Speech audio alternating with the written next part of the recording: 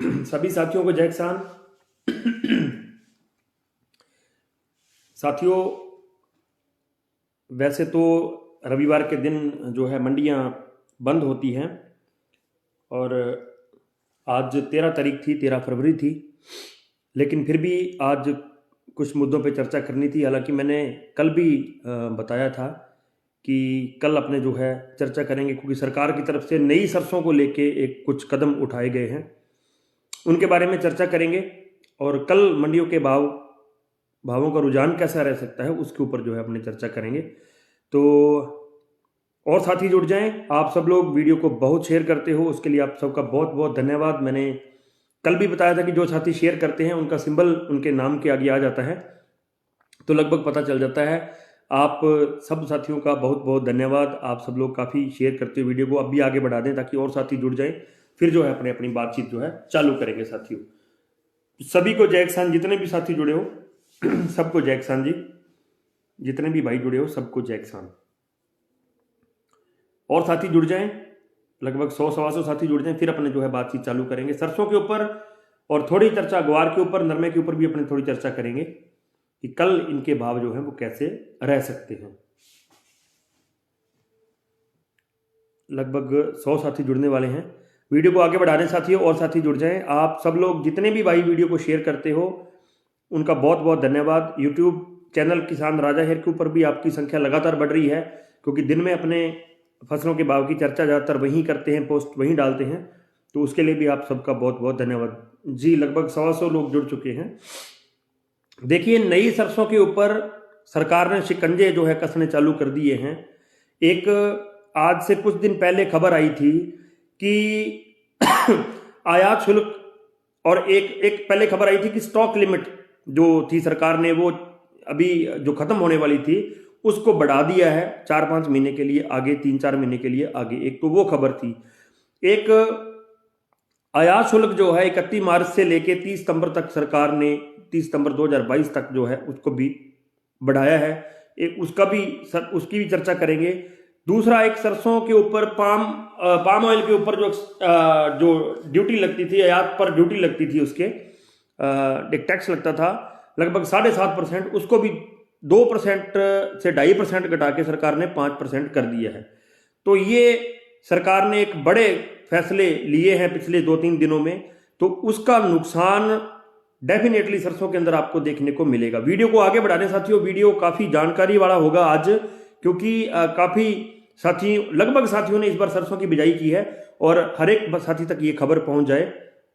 Video बनाना मेरा काम है, लेकिन सब के तक पहुंचाना वो आपका काम है, क्योंकि मैं खुद इधर उधर शेयर नहीं करता वीडियो को। आपको ही करनी है, आप ही करते हैं और आप ही करते रहोगे। उसके लिए आपका बहुत बहुत धन्यवाद भी। तो तीनों जो ये फैसले हैं इनके ऊपर अपने थोड़ी चर्चा करेंगे।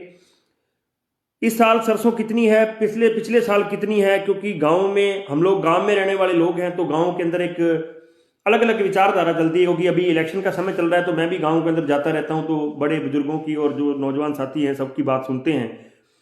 तो सबका कहना ये है कि इस बार सरसों 4 गुना ज़्यादा बिजान हुई है। ऐसा कुछ नहीं है। उसके आंकड़े भी मैंने आज जुटाने की कोशिश की है, क्योंकि उम्मीद है कि अपने को जो है सही आंकड़े मिले हैं आज जो मैंने जुटाए हैं। उसमें भी अपने चर्चा करेंगे कि पिछले साल से कितनी ज्यादा सरसों इस बार जो है। देखिए, दाल के जो प्रोडक्ट हैं, चाहे वो चना है, चाहे मूंग है, चाहे और चीज़ें हैं, मसूर हैं, जो भी हैं, उनके रेट जो है वो भी, उनको भी सरकार ने काफ़ी दखलंदाजी की है उसके अंदर भी। क्योंकि कारण ये है कि दालें पहले एमएसपी से नीचे बिक रही हैं। लगभग दालें जो थी वो, चाहे आप मूंग को ही ले लीजिए, यानी कि एमएसपी 7500 के नज़दीक है, लेकिन 5000 से लेके 6000 के बीच में जो है ये मूंग जो बिक रहा है। दालें जो सारी हैं वो सारी जो हैं एमएसपी से नीचे बिक रही हैं, क्योंकि सरकार की दखलंदाजी थी इसके अंदर। और सरकार के दखल के बाद जो है दालों के रेट बिल्कुल कम हुए थे। उसके बाद अब सरकार की जो अगली निगाह है वो थी तिलहन की जो फसलें हैं, चाहे मूंगफली कह सकते हैं आप सूरजमुखी कह सकते हैं, आप सोयाबीन कह सकते हैं, या फिर मुख्य तौर पे तेल की बात करें तो आप सरसों को कह सकते हैं। तो अब सरकार की निगाह इसके ऊपर थी। हालांकि बीच में सरकार ने अपना ध्यान हटाया और हटा के नरमे की ओर भी लगाया था। व्यापारियों से मीटिंगें भी की 2 बार, टेक्सटाइल मिनिस्ट्री और वित्त मंत्रालय के साथ मीटिंग भी की। उसके अंदर इन्होंने एक कोशिश की थी कि नरमे के ऊपर जो है ड्यूटी घटाई जाए और जो है नरमे को वायदा से बाहर किया जाए। देखिए कहानी ये है कि जब से सरसों और चना को बाहर किया गया है वायदा बाजार से, या डब्बे से बाहर, देसी भाषा अपने गांव में अपन लोग डब्बा बोलते हैं, डब्बे से बाहर किया गया है, तब से लेके अब तक आपको इसका एक जो एग्जैक्ट प्राइस है, जो सही रेट है, वो आपको पता नहीं चल पाता। डब्बे का जो रेट है वो अंतर्राष्ट्रीय स्तर पर चलता है, मतलब कि एक बड़े लेवल का जो है माफी चाहूंगा, बड़े लेवल का जो है एक खेल हो जाता है। और वो फिर कुछ जो कुछ लोग होते हैं उनके बस की बात नहीं रहती, वो फिर एक लेवल चलता है और एक भाव का जो लेवल होता है वो लेवल के हिसाब से भाव बढ़ता है, लेवल के हिसाब से जो है भाव उसका घटता है। जो भी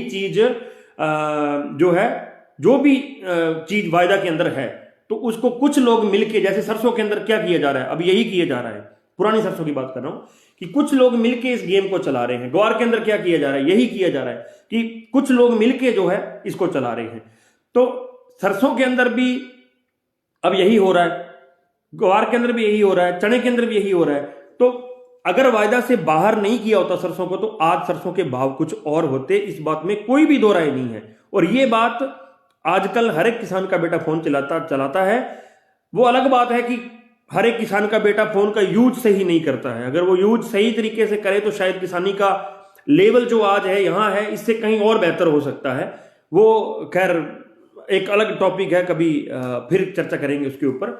तो मेरा कहने का मतलब ये है कि ज्यादा कोई जो है, जी आपकी बात से सहमत। तो पिछली साल वाली और इस बार साल वाली बिश्नोई साहब अपनी चर्चा करेंगे अभी थोड़ी देर में। तो जो 31 मार्च से आयात शुल्क बढ़ाकर के 30 सितंबर किया गया, एक तो वो फैक्ट हो गया।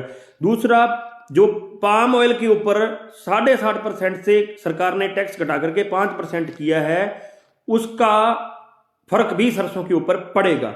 अब वो कौन सी सरसों के ऊपर फर्क पड़ेगा, साथियों वीडियो को आगे जरूर बढ़ा लेना आज, क्योंकि रविवार के दिन अपनी स्पेशल वीडियो होती है और आंकड़ों के आधार पर होती है। वैसे मैं हमेशा से कोशिश करता हूं कि देसी भाषा में बिना ज्यादा जोड़ जमेले के आपको जो है जानकारी आप तक पहुंचाऊं, लेकिन सप्ताह में एक दिन ऐसा भी होना चाहिए जब अपने आंकड़ों के ऊपर भी बात करें, थोड़ा सरकार क्या कर रही है, हम क्या कर रहे हैं, किसान क्या कर रहे हैं, तो वो उस चीज के ऊपर भी एक चर्चा होनी चाहिए। तो ये जो चीज है इसका फर्क पड़ेगा। लेकिन ये जो टैक्स 7.5% से घटा के 5% सरकार ने किया है, इसका फर्क पड़ेगा नई सरसों पर, पुरानी सरसों पर इसका फर्क नहीं पड़ेगा, इसमें कोई दो राय नहीं। क्योंकि पुरानी सरसों में है भी, आप मान के चलिए कि बहुत ज्यादा जो है सरसों नहीं है। हरविंदर सिंह जी डेलवा साहब मेरे साथ जुड़े हैं, धन्यवाद भाई साहब आपका, बहुत बहुत बड़े हमारे जागरूक भाई हैं। तो मेरा कहने का ये मतलब था कि इस अब की जो पुरानी सरसों है उनका जो ये जो आयात शुल्क 31 मार्च से 30 सितंबर तक बढ़ाया, इसका कोई ज्यादा इफेक्ट नहीं रहेगा। पाम ऑयल के ऊपर जो 7.5% से 5% घटाया है, इसके ऊपर कोई फर्क नहीं पड़ेगा, लेकिन नई सरसों पर फर्क पड़ेगा। अब चर्चा करते हैं आखिर इस बार नई सरसों कितनी है, क्योंकि मैंने आपको बताया कि मैं अब जैसे गांव में जा रहा हूं वोट के लिए, और तो अपन लोग बात करते हैं, एक माहौल ऐसा है कि सरसों इस बार 4 गुना 5 गुना ज्यादा है। आज एक साथी मिले, उनके रिश्तेदार हैं पंजाब में, तो उन्होंने बोला कि पंजाब में जिन लोगों ने सरसों का नाम नहीं सुना था पंजाब और हरियाणा के अंदर, उन लोगों ने इस बार सरसों बीजी है। तो मैंने एक आंकड़े निकालने की कोशिश की है कि कितना फर्क है। देखिए मेरे ख्याल से जितना, मतलब कि हालांकि मैं कोई बहुत बड़ा ज्ञानी नहीं हूं, मैं पहले भी आपको कहता हूं मैं भी आपकी तरह किसान का बेटा हूं और मैं भी किसान हूं। असल के अंदर इस बार सरसों जो है 36% से लेके 40% तक आप एक्स्ट्रा मान सकते हो बिजाई हुई है। कोई ये बोले ना कि सरसों डबल बिजाई हुई है, तो वो भी नहीं हुई। मतलब कि आप ये एक मानने वाली बात है। उत्पादन जो होगा उसकी बात कर रहा हूं मैं। पिछले साल 80 लाख टन का टारगेट था, इस बार 80 से 85 लाख टन, आप 85 का ही टारगेट रख सकते हैं, 85 लाख टन का जो है, क्योंकि अभी कुछ सरसों पड़ी भी है, तो 85 लाख टन आप एक मान सकते हैं। इस बार की अगर आप बात करें, अगर आप उसको उत्पादन को 40% मान लीजिए बढ़ा दें, और हालांकि नुकसान हुआ है, मैं वापिस कह रहा हूं सरसों की फसल के अंदर नुकसान हुआ है, आपके एरिया के अंदर भी हुआ है, सबके एरिया के अंदर हुआ है। ये हो सकता है जैसे हमारे एरिया के अंदर थोड़ा कम है, आपके एरिया के अंदर थोड़ा ज्यादा हो सकता है, तो नुकसान हुआ है, इस बात में कोई भी शक नहीं है। धन्यवाद सुनील शुरान साहब, धन्यवाद आपका, आपने सभी ग्रुपों में वीडियो को शेयर किया है, आपके नाम के आगे एक टिक भी आ रहा है, धन्यवाद आपका। तो मेरा कहने का मतलब ये था कि नुकसान तो हुआ है, उसका इंपैक्ट तक रहेगा। फिर भी आज की तारीख में अगर अपने ये मान लें कि पिछले साल 85 लाख टन था और अब इसको अपने 36 से लेके 42%, चलो अपने 2% 40 और बढ़ा लेते कि 42% मान लीजिए ज्यादा है, तो भी लगभग 115 लाख टन का एक टारगेट है, बड़ा कोई गेम नहीं है। अब इस 112 में से आप नुकसान घटा लीजिए, जो नुकसान हो रहा है अभी खेतों के अंदर। रात मैंने एक सवाल किया था आप सबसे कि जो है कि आपके एरिया के अंदर नुकसान है या नहीं है सरसों का। बहुत से साथियों के कमेंट आए थे और सबने कहा कि 1 क्विंटल से लेकर 1.5 क्विंटल तक कुछ खेतों के अंदर नुकसान है, कुछ एरिया के अंदर नुकसान है। उसका अगर अपने जोड़ें तो वही मान के चलिए 105 से 110 लाख टन का जो है सौदा बनता है। पिछली बार था 85 लाख टन, कितना बढ़ गया, मान लीजिए 15 लाख टन, मान लीजिए 20 लाख, मान लीजिए 25 लाख टन, मान लीजिए। खपत बढ़ी है, याद रख लेना ये बात। सरकार, हालांकि सरकारों की कथनी और करनी में बड़ा फर्क होता है। अब आपको उदाहरण देता हूं, थोड़ा वीडियो लंबा हो सकता है आज, उसके लिए पहले माफी चाहता हूं, क्योंकि रविवार का जो वीडियो है वो स्पेशल ही बनाना था और ज्यादा लाग लपेट वाली कोई बात नहीं करनी, मुद्दे भी बात करनी थी अपने को। वीडियो को आगे बढ़ाते रहना, 700 लोग जुड़ गए कम से कम, और साथी जुड़ जाएं तो और मजा आएगा। देखिए, सरकार ने जिस दिन बजट पेश किया था, जो हमारी माननीय वित्त मंत्री जी हैं निर्मला सीतारमण जी, उन्होंने उस दिन बजट के अंदर ये बोला था कि हम लोग देश को तिलहन के मामले में, तेल के मामले में आत्मनिर्भर बनाना चाहते हैं। उनकी उस बात का मैंने स्वागत किया था, उनको धन्यवाद दिया था। अच्छी बात का स्वागत नहीं करेंगे तो अच्छी बात आप एक्सेप्ट नहीं कर सकते सरकार से, ये नोट कर लेना। अच्छे काम की तारीफ नहीं करोगे तो किसी से अच्छे काम की उम्मीद भी मत करना। अच्छा लगा था, दिल को सुकून मिला था कि सरकार चलिए कहीं ना कहीं हम किसानों के ऊपर जो है एक ध्यान तो दे रही है। उम्मीद ये है, कहानी ये है कि सरकार उस बात पे खरी उतरेगी, लेकिन हुआ उलट। जैसे मैंने बताया, कथनी और करनी में फर्क है। उस दिन ये बोला, अब ये डंगे उड़ा दिए। 7.5% वाला टैक्स घटा के 5% किया पाम ऑयल के ऊपर, और आयात शुल्क जो है 31 मार्च से बढ़ाकर उसको 30 सितंबर तक कर दिया। स्टॉक लिमिट 31 मार्च तक थी, उसको 4 महीने और आगे बढ़ा दिया। यानी कि हर एक डीलर सब डीलर को जानकारी देनी होगी कि उसके पास कितना क्या स्टॉक पड़ा है। तो अब कहानी सारी उल्ट होगी। यानी कि आप एक चीज दिमाग में बिठा लीजिए। एक और बात, एक और फैक्ट बताता हूं, अभी तक पूरे देश के अंदर किसी भी राज्य ने, हरियाणा को छोड़कर किसी भी राज्य ने ये जो है ये क्या बोलते हैं कि जो सरसों की डेट है खरीद की एमएसपी के ऊपर, 5,050 रुपए एमएसपी है। Am I correct? मेरे ख्याल से यही है 5,050 रुपए खरीद करने की कोई डेट अभी तक घोषित नहीं की है। पहली बात, हरियाणा ने की है 28 मार्च। कोई हरियाणा से भाई हो तो बता देना, मेरे को 28 मार्च का ही आइडिया, 28 मार्च मान के चलिए, कहीं घबराने की जरूरत नहीं है। इसका मतलब सरकार को पता है कि सरसों के भाव कंट्रोल नहीं होंगे, इसीलिए ये सब किया जा रहा है।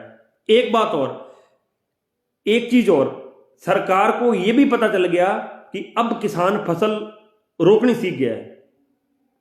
देखिए, हर एक परिवार की कंडीशन होती है, हर एक परिवार की एक मजबूरी होती है, क्योंकि मैं भी किसान परिवार से हूं।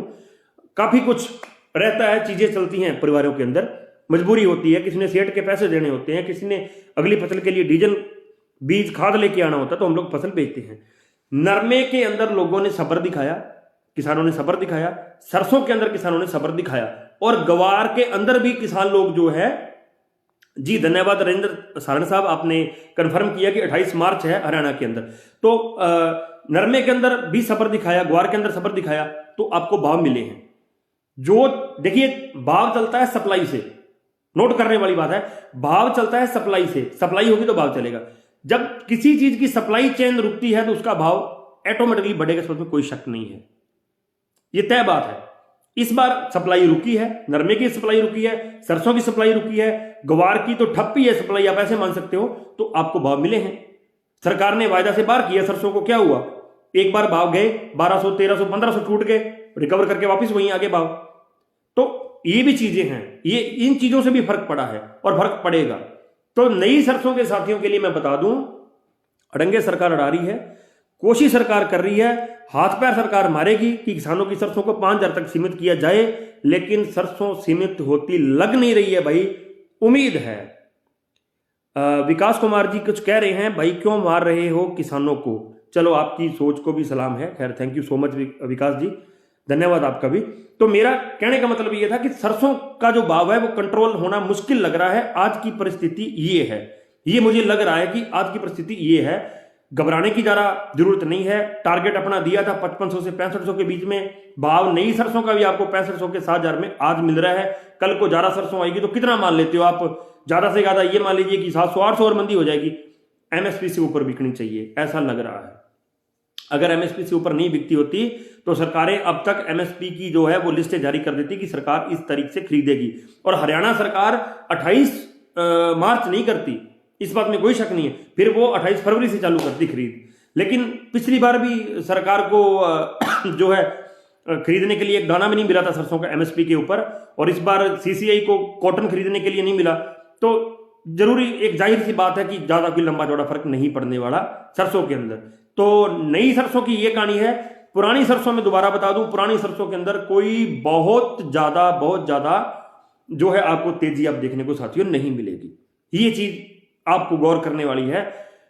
यहीं पे भाव खत्म हो जाएंगे, आप मान के चलिए फरवरी का महीना है पुरानी सरसों का, उसके बाद तो जो है नई सरसों आई जाएगी, कोई दिक्कत वाली बात नहीं है।